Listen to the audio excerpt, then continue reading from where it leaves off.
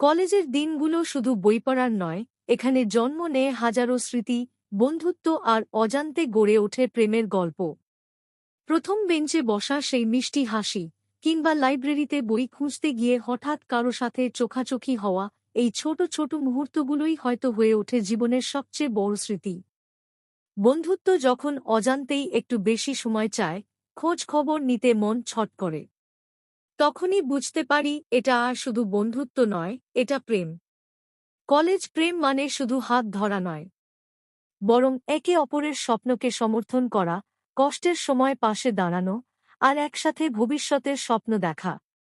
হয়তো সব কলেজ প্রেম শেষ পর্যন্ত বিয়ে পর্যন্ত পৌঁছায় না, তবু এই সম্পর্ক আমাদের শেখায় ভালোবাসা মানে বিশ্বাস, সম্মান আর একে অপরের পাশে থাকা।